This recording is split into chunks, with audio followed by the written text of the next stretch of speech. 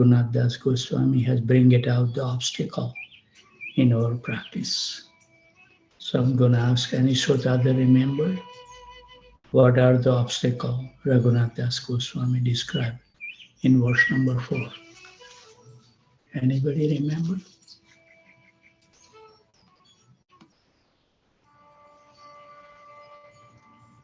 Verse number 4.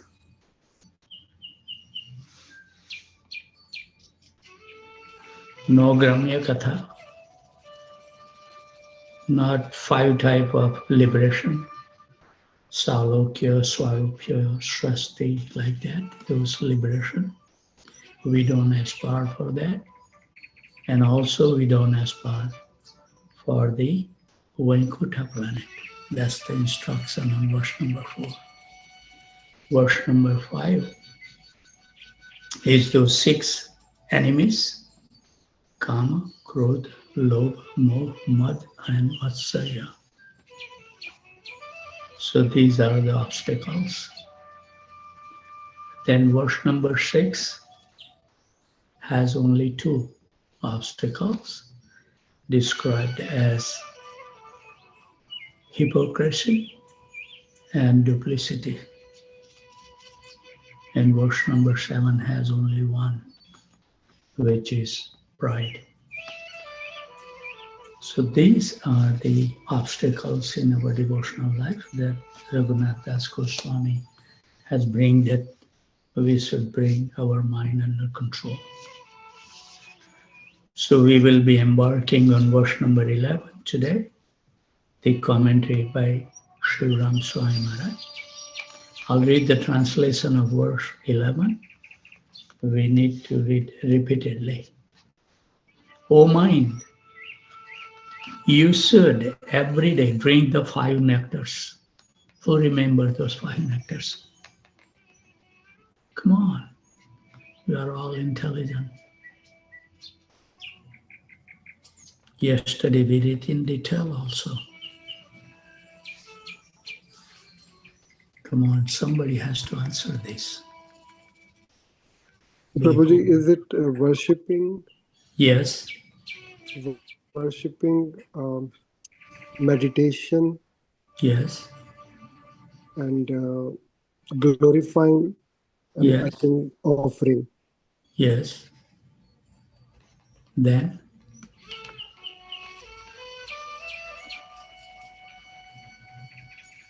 Listening to the pastimes. So it says over here, the 5 nectars are worship, glories, meditation, listening to divine pastimes, and offer obeisances. And worship Govardhan according to the rules. In this way, follow the instructions of Rupa and obtain the direct service of Sri Radha Giridhari, who are captivated by the God of amorous love in the company of their associates in Braj. So commentary by Sivram Swami Maharaj, very short. So we will dwell on another commentary by Sachinandan Swami Maharaj also today. So Sivram Swami, 5 different activities are being recommended here. In other words, every day we must drink these nectars with Srila Rupa Goswami. One must do everything in the line of Rupa Goswami, as we are all Rupanugas. By these 5 nectars, we should be worshipping Radha and Krishna and all their friends. We should worship them by worshipping the deity form and chanting their names in Kirtan and in Japa. We should meditate on them by hearing their pastimes and activities. For example, from Krishna book and Chaitanya Charitamrita. And we should bow down before them internally within our hearts and externally praying for their mercy and guidance. Every day we must worship Govardhan Hill. To daily offer prayer to Govardhan Hill. Govardhan is very merciful, and by the mercy of Govardhan, one can gain residence in the area of Govardhan. So this is the meditation. I have on my chanting table, I always carry Giri Govardhan. So while we chant, we can meditate. You can see that wonderful picture of Giri Govardhan.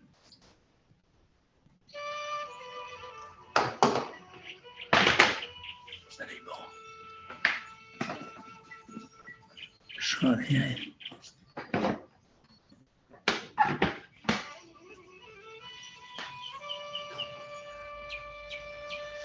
okay. So now we will read the commentary by Sachinandan Swami Maharaj. Verse 11 binds the preceding verses together and bring them into context. There is still a question in the air for the readers of Manahasiksha. What exactly is the method for deeply performing our devotional service? Yes, we have heard about different concepts that can be almost the Sabandha Tattva of this verse. But how to do we exactly do it? This question is answered in the 11th verse. The crystal of sugar that gives success to the whole year of growing the sugarcane, tilling the field, protecting it from the thieves, harvesting, boiling the sugarcane in huge pots down to molasses. And then one piece of rock sugar is placed into it and it all crystallizes. This verse crystallizes all the teachings because it will now tell us what we should do. In simple language, if we want to have direct service to Radha and Krishna, then this is the verse for us. We need to think on how to perform these processes and what absolutely not to do, such as how should we worship the deity and what is the most important thing we should avoid when worshipping the deity. I have seen in my personal attempt to worship deities that the greatest enemy is a mechanical consciousness. Jiva Goswami says that Krishna is not hungry. Krishna doesn't need our service. It is not like this. But just like a thirsty person becomes satisfied by water alone, similarly, Krishna becomes like a thirsty person when a devotee offers him water in love. I can drink very easily if I pour water into a glass. It is purely mechanical activity. But Krishna is not like that. He will only drink if we offer water plus love, or if we offer a flower plus love, or if we offer incense plus love. Krishna didn't go to Duryodhana's house, but he went to Vidura's.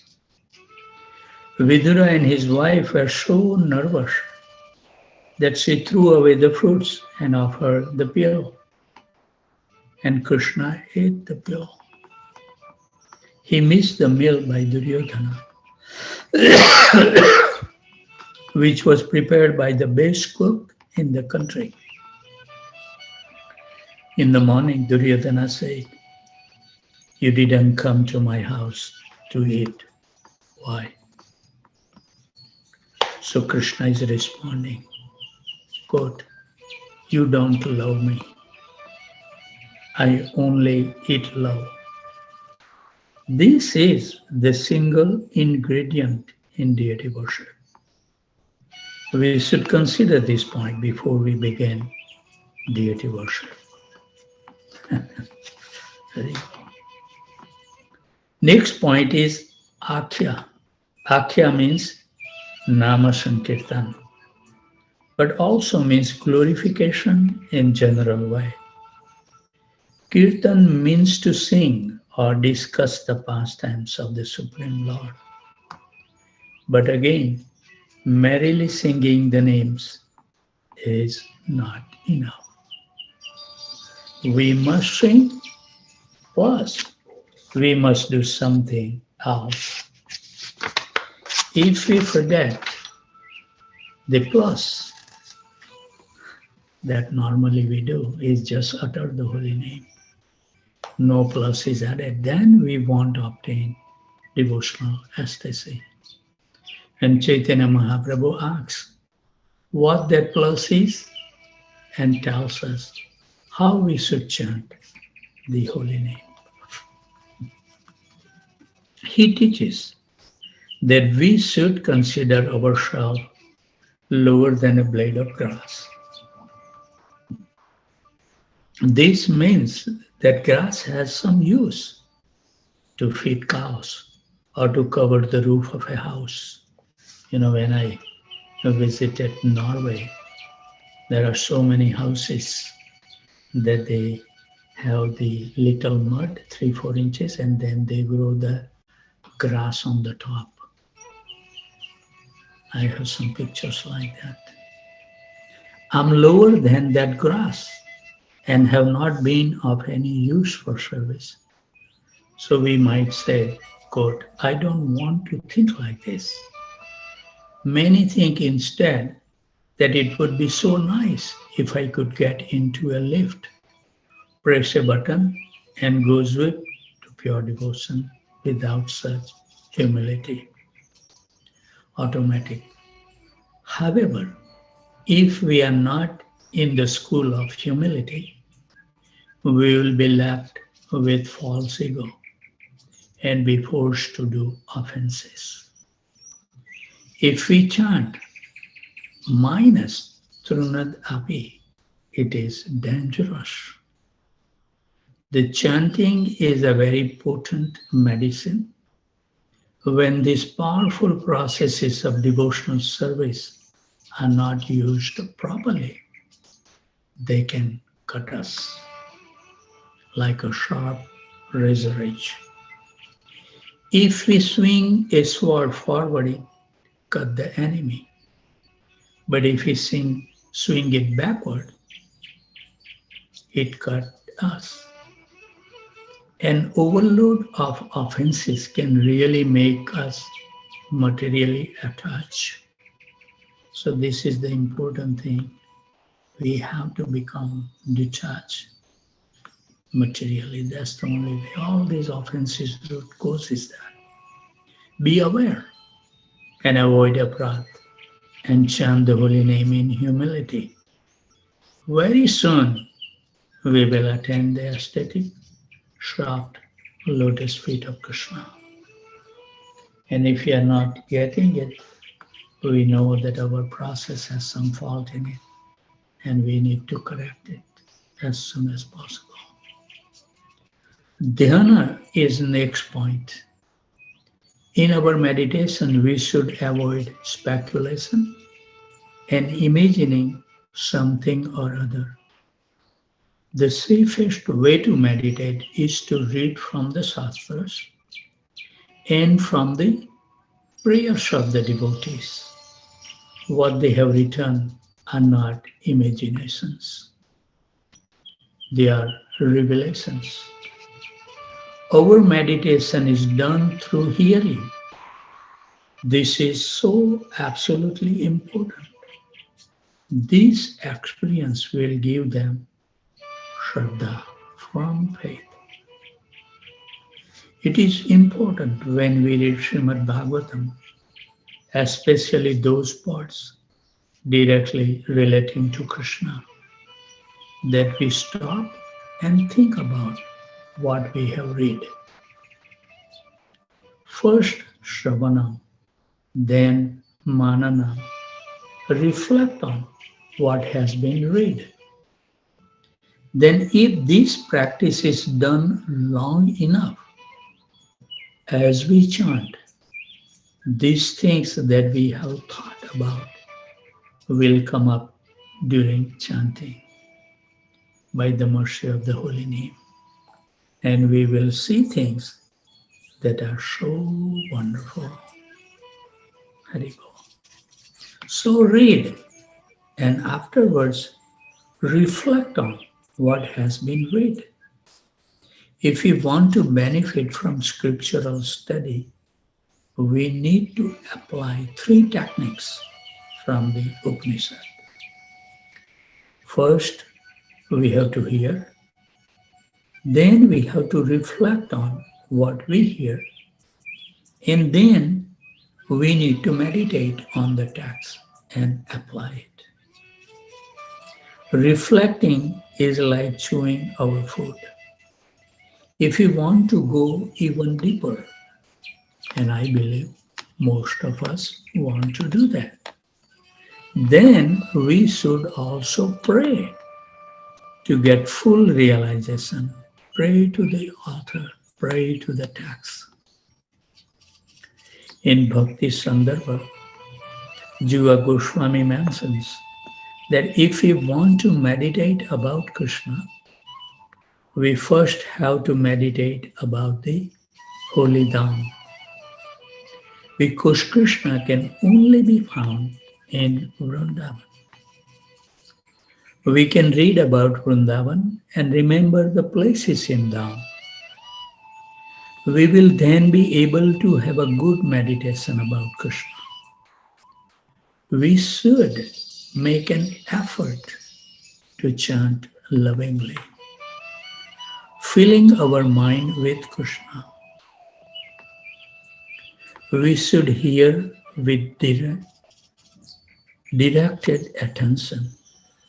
So many people communicate, but so few people connect.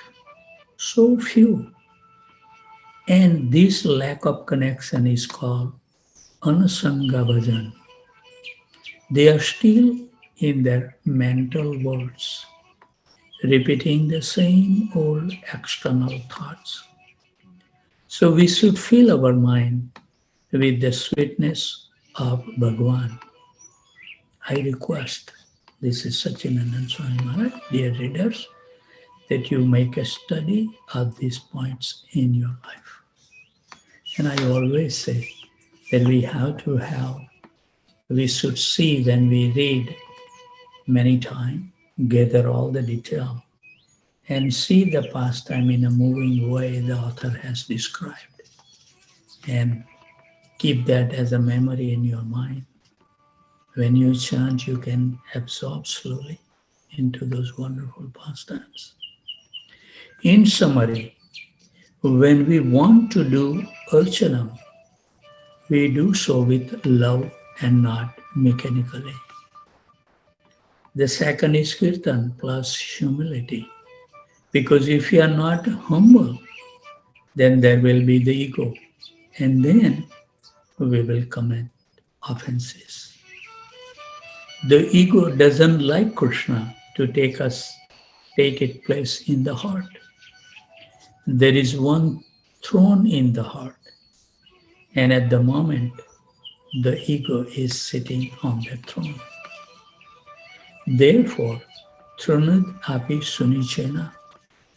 The next point is dhyan. What should we avoid? Imagination. Meditation doesn't happen from imagination, but from hearing bona fide sources. Satsang means connection, and anasanga means disconnected. Please take this hope. Satsanga bhajan. Hare Krishna. So tomorrow we will be reading the commentary by Urmila Devidasri. So wonderful instructions. So clear. Exactly our Acharya is revealing us how to proceed in our devotional practice. So now we will be dwelling in the life of our dear Srila Prabhupada, who has taken so much austerity to give us everything what we need to deliver the soul from the cycle of birth and death. It will be unfortunate if we miss this opportunity. And that is the problem, because we see we give importance so much that has in essence no real value. And that unfortunately we will realize just before we leave this world. It's so difficult Yes, in the sadhana. yes, Hari, they did answer. Hari Bol, Sanjay Prabhu. So we will be reading from Srila Prabhupada Lilamrita, volume number 5, chapter number 2. No one listen to a poor man. I'll read one more paragraph as we are so dull-headed, and then we will continue.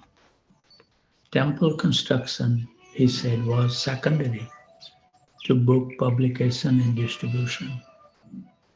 But Krishna consciousness must run on two parallel lines, just as a train runs on two rails. One rail was Bhagavad Marg and the other Pancharatrika Vidhi. Bhagavad Marg referred to the philosophy of Krishna consciousness, hearing and chanting about Krishna, and disseminating the message of Krishna. The second rail, Pancharatrika Vidhi, referred to the rules and regulations for worshipping the deity in the temple. Of the two, Bhagavad Marg was the more important. Haribol.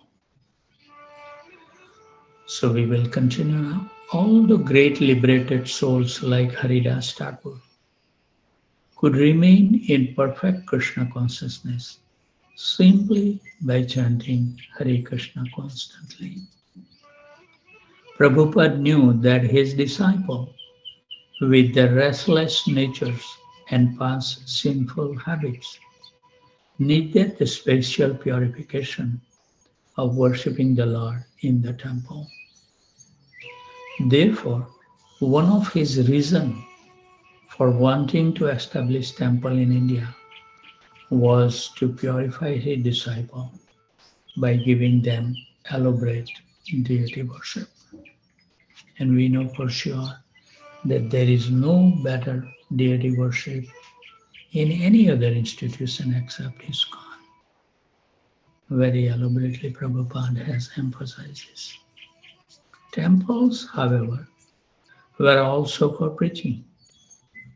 No one listened to a poor man, Prabhupada would say, and he therefore wanted to construct palatial buildings to attract the masses to Krishna consciousness. Especially he wanted this in India, where the tradition of temple worship still existed.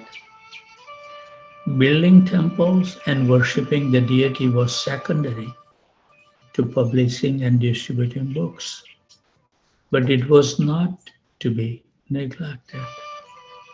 Prabhupada prepared to give temple construction in Mayapur, Vrindavan, and Bombay as much as of his attention as necessary.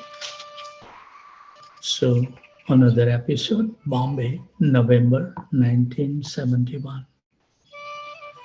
For a year, the devotees has been living at the Akash Ganga address, 2 apartments on the 7th floor of a building in the heart of Bombay.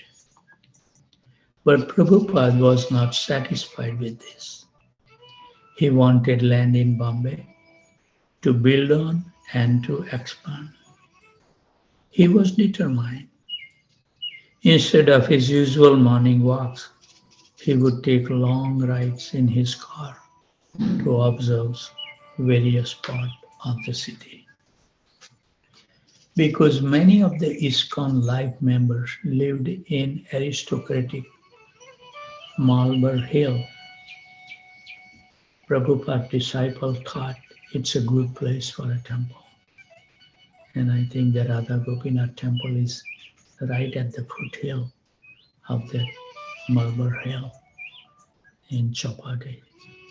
Haribol.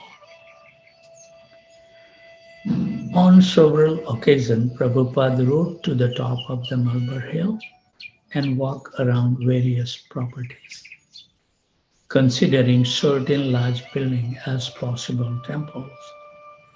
But for one reason or another, he judged them all unacceptable. Then in November, a Mr. N offered to sell ISKCON 5 acres in Juhu, practically on the shore of the Arabian Sea. As soon as Srila Prabhupada approached the land, he remembered having seen and considered it years before. In August of 1965, during the weeks just before he had left for America, he had been staying at Scindia Colony. In the evening, he had gone to the home of Scindia Steamship Company owner, Mrs. Sumati Morarji, in Juhu, where he had read and explained Srimad Bhagavatam for her and her guest. Several times he had passed this very property and had thought what a good location it would be for an ashram and a Radha Krishna temple. Although his attraction had been absorbed in the task of leaving India, he had still considered the Juhu land. Now he was again in Juhu, reconsidering the same land he has noticed years before. He took it as a reminder from Krishna. The land was overgrown with tall grasses and bushes, and many coconut palms stood throughout. In the back of the property were several tenement buildings. The land border on the Juhu Road, the main traffic artery back to Bombay, 18 miles to the south. A broad expanse of beach on the Arabian Sea was a brief walk away. The location was good, peaceful, yet not remote. Several five-star hotels bordered the nearby beach, and developers were beginning work on other hotels and apartment buildings. When Prabhupada walked along the beach, he liked even more the idea of buying the land. A rich man had vacant homes on the beach, weekend homes, and thousands of Bombayers would be out enjoying the beach on Sundays. Daily, hundreds of Juhu residents used the long, broad seashore for morning walks before going to work. Almost always, people were strolling or gathering there, and yet the beach was clean. The mild waves and open skies were inviting. The local was ideal not only for hotels but for a Krishna conscious center. And I think I had the opportunity to take His Holiness Swarup Damodar Goswami Maharaj, a scientist in the BT visiting Houston with the Manipuri troop in early 90s. And Maharaj said, Shyam Sundar, we should go to take the fresh air. And Maharaj told me the fresh air is available at the seashore on the beach. So I told Maharaj, there is no seashore, but we have little Gulf of Mexico, now called Gulf of America. And Maharaj still liked it, so I used to take him driving. 2-3 days we went there, and then we were massaging with Amirendra Prabhu. Very nice feeling to serve the Vaishnavas. And the Nitai Chand Maharaj has also that mood of taking him to Galveston. I took Nitai Chand Maharaj also a couple of times. It's very nice to walk along the seashore and chant the holy name. Nice waves, very nice breeze, clean air. And Maharaj Prabhupada used to say the cleanest air you can find is at the seashore. What a nice. What time is it? 6:53. Time to stop, I think.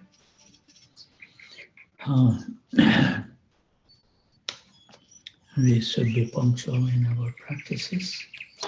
And before the devotees leave, we would like to offer our humble obeisances at the desk at their feet for their contributions by taking austerity to join and support each other. This is a wonderful thing. Krishna is so kind to give us the Sangha where we can associate and purify our existence once and for all. So before the devotee leaves, we would like to offer them the humble obeisances. Vanchukalpatarubhasya, Kripa Sindhuvaivacha, Patitanam Pavanebhyo Vaishnavebhyo Namo Namah. Thank you very much for joining, and hope that you will join tomorrow somehow or other. On Saturday, not many devotees are joining. I don't know why. Maybe they are considering as a weekend for Japa also. Who knows what it is. But I have noticed less people join on Saturday. I don't know the reason. If you know the reason, that let me know so we can improve to have more attendance on Saturday. Because we take turn, and still sometimes some devotees, even after reminding them at least 9-10 times, still they are not assigning the number in front of the name. We need to be punctual, first thing when you log in, just assign the number. How difficult it is, I don't know. But I think our mind must be wandering somewhere else, so we cannot remain attentive. So that's my humble request, at least that please assign the number in front of your name. Unless you don't want to chant on Saturday, then you don't assign the number. So that's our humble request. Looking forward to see you before 2 o'clock. If not, then you can join at your usual convenient time. So thank you very much again. I will give the 10 seconds. If anybody has any question, comment, correction, chastisement, suggestions, or reflections.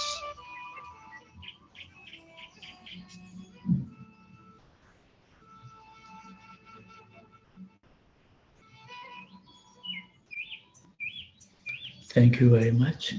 So we should end our session by offering again the obeisances. Vanchukalpatarubhasya Kripasindhubhayavacha Padetanam Pavanebhyo Vaishnavebhyo Namo Namah. Thank you very much again. Hare Krishna. I'm going to log off now. Hari Bol. Hope everyone must have a blissful day remembering Krishna. Hari Bol. Thank you. Thank you. Dhanyavad. Hare Krishna, thank Hare you. Krishna. Thank you. Hari Bol.